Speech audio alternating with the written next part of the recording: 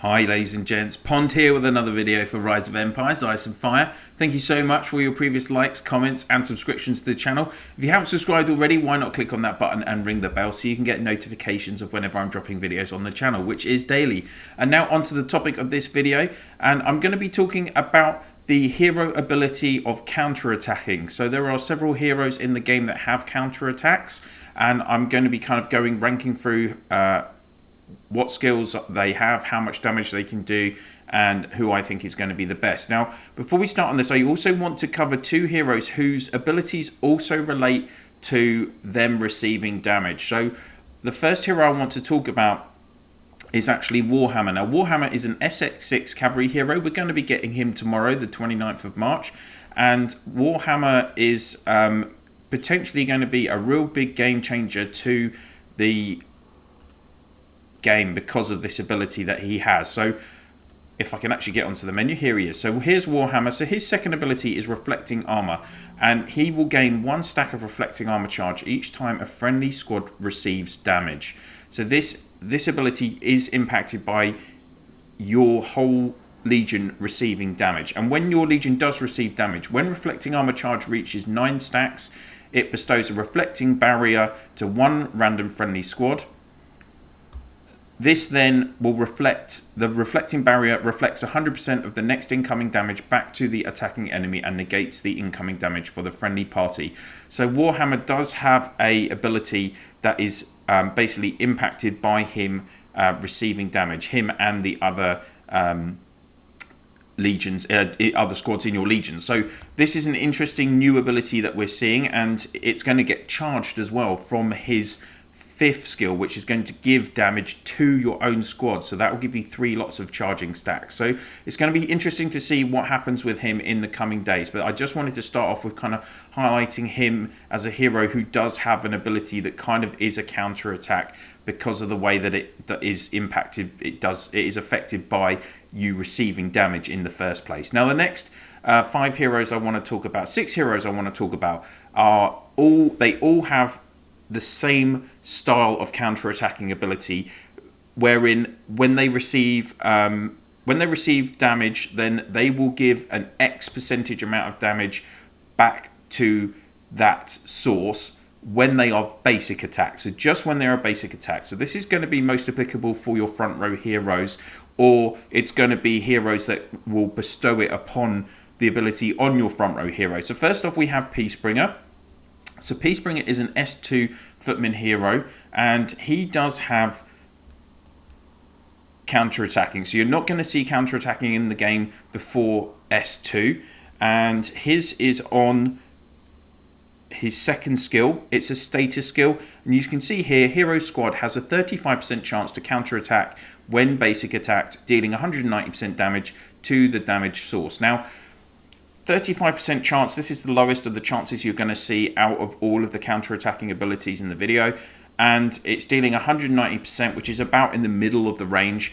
35% though, you can probably only count on this activating once a turn, so you're looking at maybe 8 times in a battle, and of course with 35%, you could actually see this not activate for several turns in a battle. Even if it is activating once a turn, based on the fact that he is the front row hero and he's getting basic attacked 3 times in a round, then you're looking at this potentially doing around 1,520% damage.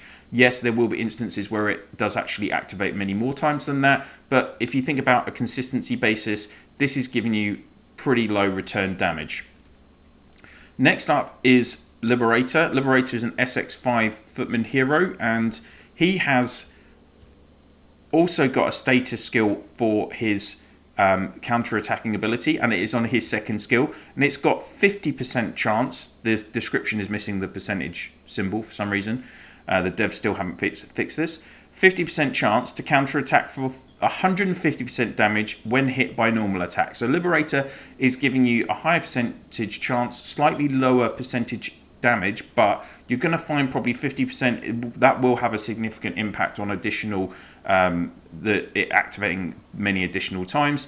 And I kind of rate Liberator higher as well because he actually has this 2nd element to this skill where he's giving himself a lot of protection from skill damage, minus 60%. So Liberator is kind of covering himself from both the basic attack angle and from skill. So yeah, that's Liberator. Next up, I'm classing these two heroes together, which is Elk and Beast Queen. The reason I'm classing them together is they actually have the exact same skill description. So Beast Queen, her counter-attacking ability is on her 8th skill. First 3 turns of the battle, the front row cavalry squad has 70% chance to enter counter-attack state, which deals 250% return damage to the source when basic attacked. So this is not her own squad, this is a prep skill, so it will impact on whoever is the front row squad. And it's the same for Elk. So Elk's is his 2nd skill, and again exactly the same wording, just replace the word cavalry with archers. So first 3 turns the front row archer squad has 70% chance to enter counter-attack state, which deals 250% return damage. Now I would rate Beast Queen a little higher out of these two, because if you think about it, if you were looking at every kind of combination that you can have in the game, including mixed troop combinations that you have for people using Dragon Master gear, are you going to put archers on your front row? The answer is no, you're not, because archers are the weakest when it comes to defending. There's no way that you would put archers on the front, because that's the front row takes all of the basic attacks, that's taking the most damage. So you're only really going to use this combination with Elk in full archer legions only. While with Beast Queen, obviously Beast Queen is a cavalry hero. There's the potential that you could run her on a front row, or you might run her in the middle row. Maybe, probably not, to be honest. But it's just she can work with more combinations because she's buffing cavalries on that front row. Now, let's think about this. It's only for turns 1 to 3, so at the start of the battle, both these heroes specialise in those in the early stages of the battle, because as we know, Beast Queen goes with Rosen with her extra basic attacks, and the Immortal because he works then with the passive skills, etc. And for Elk's going to work well probably with Sakura Blossom, because she is giving all that extra damage at the start of the battle, and maybe Inquisitor because he does also give extra damage on his 5th skill. Or you could put Elk with a Spectral Reaper, for instance, who is got all that extra basic attack damage. So those kind of combinations, these guys are going to work well. 70% chance, actually, you're going to see this activate at least, if they're being basic attack 3 times in a turn, you should see this activate at least twice. Regularly, for those players that have Beast Queen, you'll know that this will activate all 3 times in the turn. So 3 lots of 250%, that's 750% damage, maximum of 2,250% damage if your opponent is just basic attacking you 3 times in the turn. So that is quite a lot of damage compared to the other heroes that we've looked at. And then next up is Windwalker. So the previous heroes, Peacebringer, Elk, Liberator, Beast Queen, their skills have been status and prep skills. Now, Windwalker, his counter-attacking ability is on his 8th skill. Now, a slight negative is that this is a combat skill, so it can be suppressed and silenced. But I rate him slightly higher because he has the potential to do more damage. And the reason for that is, okay, it's 50% chance, and it's lasting 2 turns, and will make the squad enter counter-attack status and return 150% basic damage when basic attacked. Now, when he taunts enemy squads, that actually causes them to basic attack him. The reason he does that is because the more times he's basic attacked, the more that he will counter-attack. And when he is basic attacked, this will trigger his stackable healing ability. So if he is attacked 8 times over 2 turns, he will get 160% recovery rate, plus on his 8th skill, there's more chance for him to counterattack. So in theory, if this was activating, say if you were pairing Windwalker with Warlord, and Warlord was triggering this 8th skill on all, so that it was active for the whole of the battle, then effectively for the whole of the battle, Windwalker could be getting 4 basic attacks each turn, 50% chance to do 150% damage. So he could potentially do a lot of counter-attacking ability. Potentially the total counter-attack is higher. But again, it just depends on how consistent the skill was activating. Which leads us last to, this is the last hero who has the counter-attack skill with the same description, the same mechanics. And it's actually Soaring Hawk, S4 Soaring Hawk. Yes, that footman hero that I don't rate very highly. Believe it or not, with Soaring Hawk, he is the most consistent hero for counter-attacking in the game. The reason is his 5th skill, Cavalry Raid. It's a status skill, and his hero and his squad has a 100% chance to counter-attack when basic attacked. So it's active all the time, and it activates every time he is a basic attacked. The only downside is it's only dealing up. Well, had to be a downside, didn't there? It's only dealing 120% damage to the opponent. So the most this can do in a battle is 2,880% damage based on him being basic attack 24 times. So 100% to do 120% damage. He's consistent, but will it have that? With footmen aren't doing a lot of damage anyway. How much will this be a game changer? I don't know. But in terms of consistency for counter-attacking, he's top.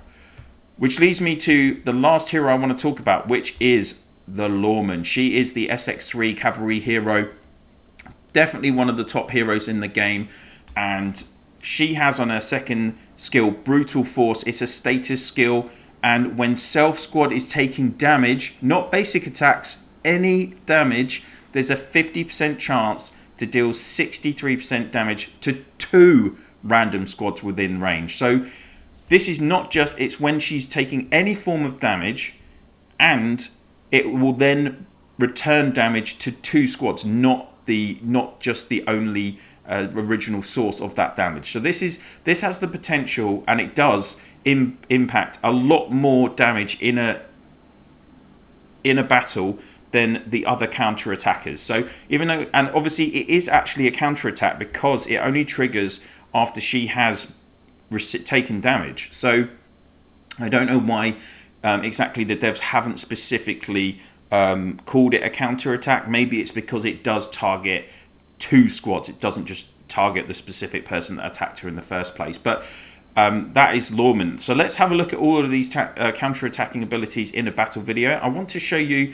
a Heroes Duel video that I had earlier in the week against Sweetie. Now in this battle, you're going to see my Lawman up against her Beast Queen. Now just something to cover first. You'll see in the battle video image above me, you can see that counter-attacking damage is indicated by the red text. Now red text actually covers a lot of different hero abilities, so it can be confusing at times. It's going to cover like poisoning ability, flame ability.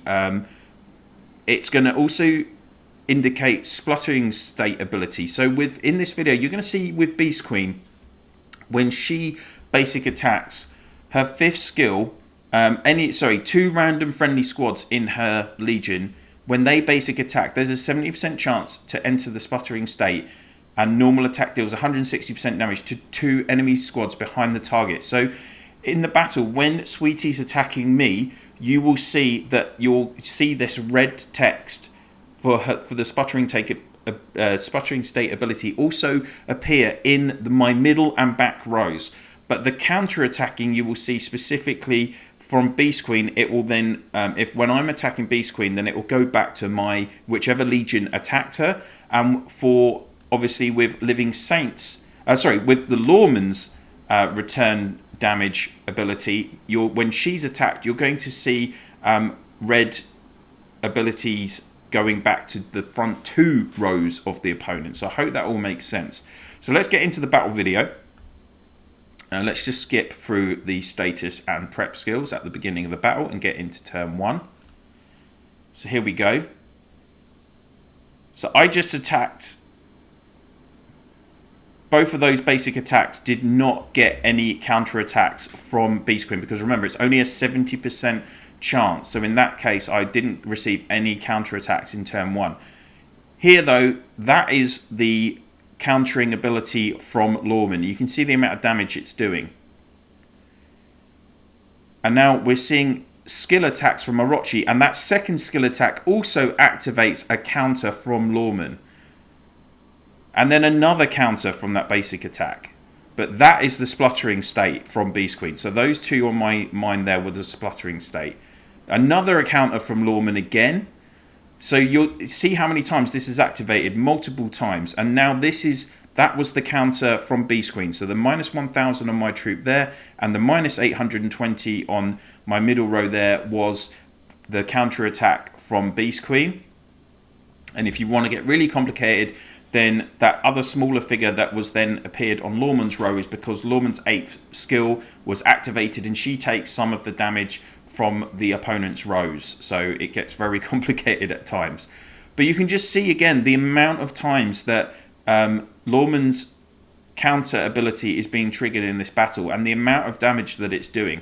Now, I think as well that this is a skill ability, right? And Warlord's second skill boosts boosts all of the legions boosts all the squads in the legion by their skill abilities by 45%. So I do think when you pair Lawman and Warlord together, the reason they're so good is because again Warlord is buffing Lawman's second skill. So that is my theory on it. Again, I'd be interested to hear other people's opinions on it. The other thing I wanted to talk about was actually the 63% figure that Lawman says. It's obviously not 63% damage because 63% damage is hardly anything. I mean, you're only talking about a couple of hundred kills for 63% damage. So I'm not sure if that is actually a correct figure. I mean, there you go. You're consistently seeing 2,500 kills. So I don't know. I don't know if it is actually just a flat 63% or is it 63% of the damage that your opponent's doing. Maybe it is just 63%, and then in this instance Warlord is buffing it. That's what's happening. So that's probably enough examples in the video of seeing the counter attacking, particularly from Lawman's, and I hope that video has highlighted to you just how consistent her ability is and how much damage it's going to do, because it does target both that front and middle row of your opponent. Now, what are the benefits of having heroes in your legions who counter attack? Well, obviously in the battles you're definitely going to get attacked on your front row. You're definitely going to be attacked by basic attacks. There's no heroes in the game that completely disarm your opponents for the whole battle. So having a counter-attack ability in your arsenal, particularly one like Soaring Hawks where it's guaranteed, you're effectively you're going to create an extra attack back to your opponent a lot of the time. So you are punishing them for attacking you effectively. So it is a good ability, and you're going to see a lot of Beast Queen is in a top combination. Liberator is in a lot of top combinations. Okay, Soaring Hawk isn't, but again, that's probably just due to the fact that his healing ability is so weak, and the other front row and middle row footman heroes later in the game, like Bleeding Steed and Skander, are just so much better than him. But in terms of his counter-attacking ability, it is good. Would I put, are they end game heroes, any of these? Well, definitely Lawman is, and potentially Warhammer is. Warhammer is going to be as well, just with that reflection skill. So the others, they're probably not going to be priorities for you, even though Liberator as well in mixed troop type legions does work extremely well, particularly with Jade Eagle. So is it a priority for you to have a counter-attack hero? It depends on the hero, to be honest. But I hope you found this video helpful. I hope I've been able to kind of highlight how the counter-attack ability works and show it to you in a battle situation. If you have liked the video, please do click on that like. And if you have any comments or queries about counter-attacking, I'd love to hear them in the comment section down below. And if you could please share this video and my channel in your Alliance chat, Province chat, and through Line, WhatsApp, Viber, Discord, whatever you use to communicate with your fellow players in the game, that would be very much appreciated. That's it for now. Thank you so much for watching, and I'll see you soon.